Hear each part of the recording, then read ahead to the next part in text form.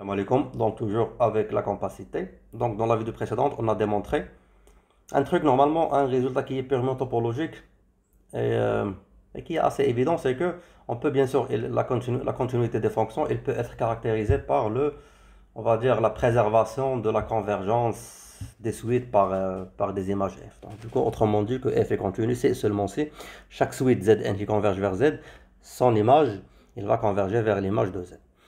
Alors, comme j'ai dit, ce résultat qu'on a démontré, il va servir comme lemme pour le... On va faire ça, pour changer. On va faire ça. Pour démontrer un autre lemme qui nous dit que l'image, on va dire que si A dans C est compacte, d'accord? Donc du coup, et F, bien sûr, qui va on va dire de A vers le C, bien sûr. Donc du coup, l'ensemble image de A est compact. Bien sûr, la démonstration de ça, elle est directe parce qu'on va utiliser, comme j'ai dit, le lemme précédent. Donc du coup, on a une suite. On va prendre par exemple une suite Wn. Parce que pour montrer bien sûr que f de a est compact, on va utiliser la définition. Puisque maintenant on a les suites, on peut utiliser la définition originale de compacité. Alors vous allez remarquer, soit dans l'analyse, soit dans le complexe, soit même dans la topologie, on va toujours parfois utiliser la première définition, c'est-à-dire que la compacité séquentielle à travers les suites et les sous-suites qui convergent, ou bien on va passer par le fait qu'il est fermé et borné. Donc du coup, ça dépend bien sûr du contexte, on va choisir ce qui nous convient. Donc en prenant une suite Wn dans f de a, je dois trouver une sous-suite de ce Wn qui doit converger vers un point dans f de a. Donc puisque Wn c'est une suite, il fait partie de f de a, ceci implique bien sûr que pour chaque n dans n, les termes Wn, ils sont des images des éléments dans a, parce que Wn il appartient à f de a. Bien sûr avec Zn qui appartient à A. Ce qui fait que je peux construire bien sûr la suite Wn, pardon, la suite Zn, qui est tout simplement les antécédents de notre suite. Alors bien sûr, donc du coup, ceci implique que toute la suite Zn, elle appartient à A. Alors A est compact. Ceci veut dire que par définition, il existe une sous-suite Znk de Zn tel que Znk, il converge vers, on va dire, un Z. Bien sûr, pas seulement qu'il converge vers le Z, ce Z doit être dans A. C'est la compacité, c'est la bornitude et le fait qu'il soit fermé.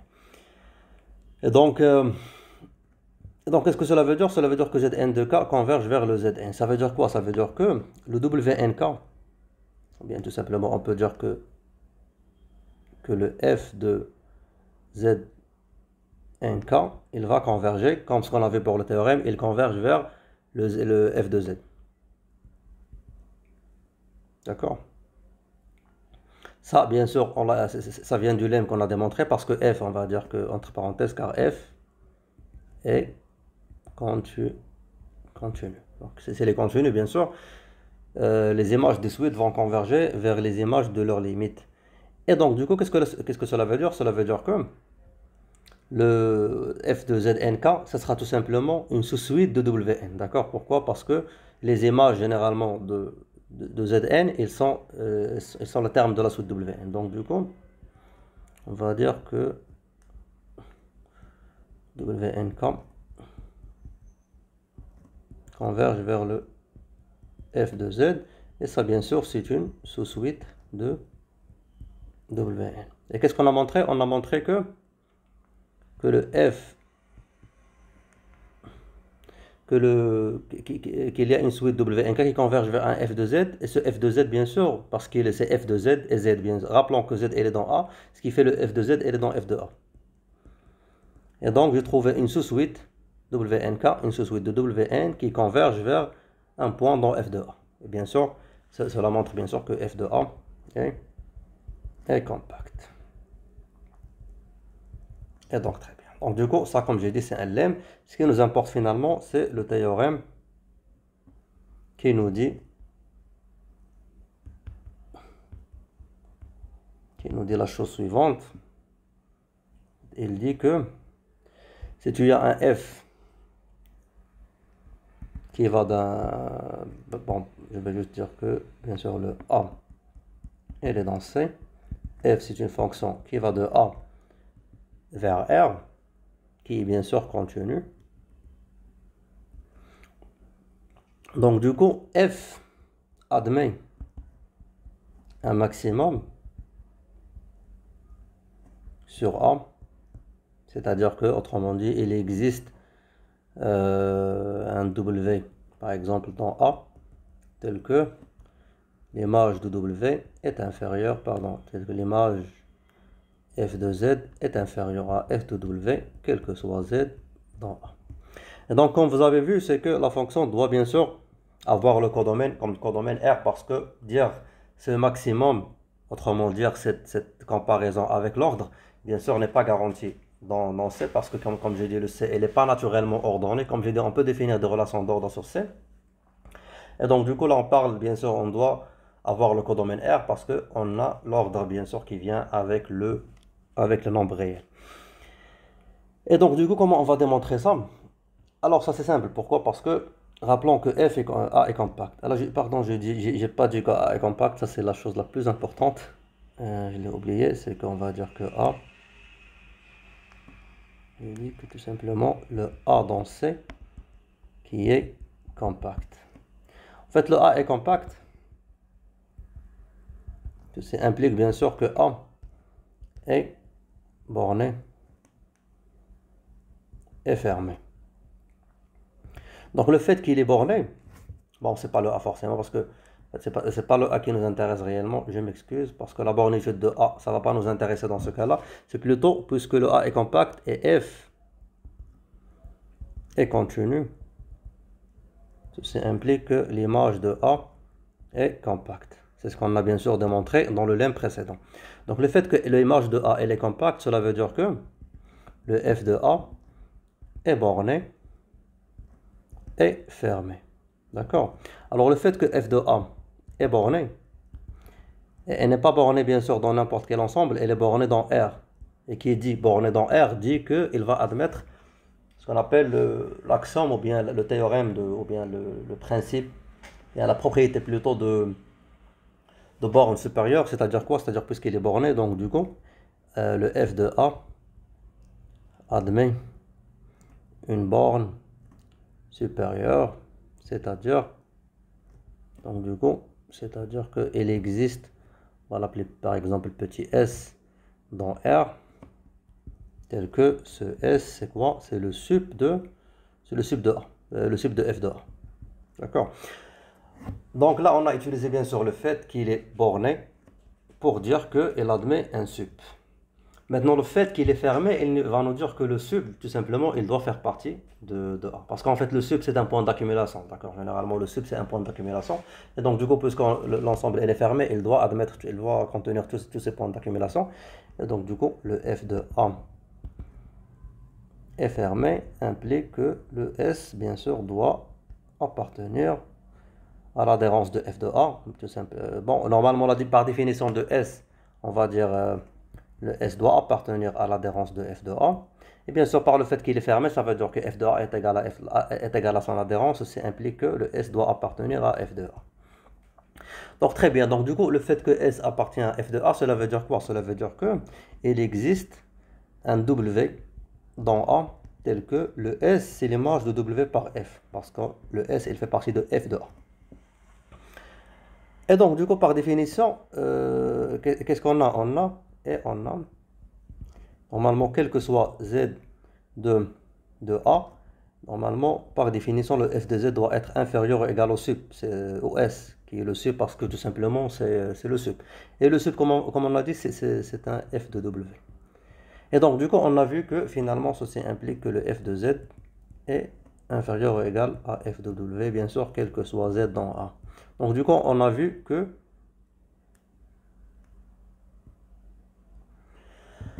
que le f en fait admet un maximum sur le A.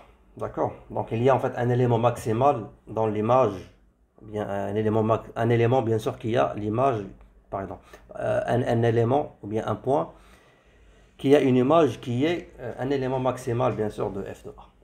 Ou bien un élément qui maximise le f, on va dire, sur le f de A. Alors comme j'ai dit, bien sûr ça, on ne peut pas l'avoir pour n'importe quelle fonction qui va aller de A vers le C. D'accord? On peut l'avoir, comme j'ai dit, pour des fonctions qui vont de A vers le R. Mais comme j'ai dit, ce théorème, il est important. Pourquoi on l'a énoncé et pourquoi il fait partie, bien sûr, de ces rappels de concepts de topologique. On va l'utiliser beaucoup par la suite, mais on va l'utiliser au sens, comme j'ai dit, ou bien avec la valeur absolue. À chaque fois qu'on a une fonction qui va de A vers le C, bien sûr, on ne peut pas appliquer là le théorème, donc c'est pas applicable parce que là, on a le C. Ce qui fait, on passe vers le R par le module. D'accord? Donc, ce qui fait, on a là qui va, par exemple, Z vers F de Z, qui va aller dans le R ou bien dans le R+, par le module de F de Z. Et bien sûr, là, on va avoir la compacité de A et la continuité de F va nous donner que il existe un W ou bien un Z tel que son module, il va être le maximum sur le R+, ou bien le maximum sur voilà, sur le R+. Donc sur le F de A dans R+, en quelque sorte, avec le module. Et ça c'est vrai, comme j'ai dit, parce que le F, elle est continue, et la valeur absolue, elle est continue, ce qui fait leur composition va être continue. Donc en gros, pour juste une schématisation pour pouvoir comprendre l'utilité de ce théorème, c'est quoi? C'est que, parce que là on a le A qui est dans C, on a le R qui est dans le codomaine, parfois ça peut porter à confusion. Donc ce qu'on va faire, c'est que je vais dessiner on va dire ça c'est le plan complexe. Et on va dessiner la droite réelle. D'accord, donc du coup, ça c'est le plan complexe et la droite réelle. Je vais juste faire ça comme ça pour les aligner. Et donc, qu'est-ce qu'on a? Normalement, on a la partie réelle de Z. Ça, c'est la partie imaginaire de Z. On va dire ça, c'est le plan complexe. Et ça, on va dire, c'est la droite réelle.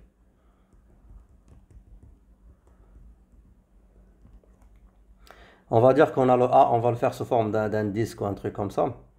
Et qu'on peut choisir, par exemple, on peut choisir une couleur. Juste pour dire que, bon, ça c'est un disque, tout simplement. Donc, par exemple, supposons on a ça, c'est quoi ça? On a ça, par exemple, qu'est-ce que j'ai fait?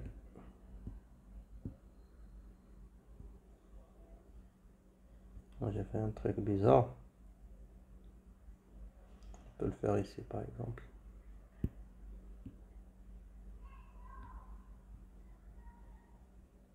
Je peux le garder ici.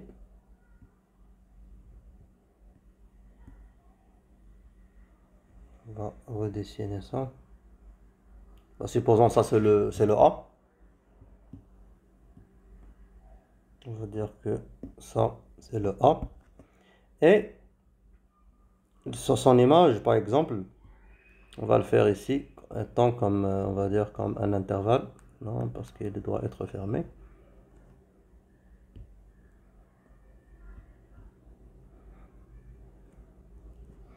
On va dire que ça, c'est l'image de f de A. D'accord? Donc ça, c'est f de A. Et comme j'ai dit, on va le faire comme ça, c'est mieux. Et là, comme j'ai dit, en fait, c'est le fait que A, elle est compacte, ce qui nous donne bien sûr que son image, elle doit être compacte. En fait, le fait qu'il doit être compacte, qu'est-ce que cela veut dire? Cela veut dire que elle est bornée déjà, comme on voit bien qu'elle est bornée, et elle est fermée. Ce qui fait qu'elle va contenir son sup, particulièrement dans cet exemple. Et donc, du coup, la fonction, supposons par exemple là qu'on a, on va dire, un certain point Z. Alors, donc, du coup, la fonction, il part de C vers ou bien de ce A vers le R. Donc, du coup, on va dire que ça, c'est le F. Alors, qu'est-ce que c'est, bien sûr, d'avoir un élément maximal sur ça? Alors, je pense, je vais laisser ça pour la vidéo prochaine parce que je pense pas on va avoir le temps. Donc, on se voit dans la vidéo prochaine, Inch'Allah.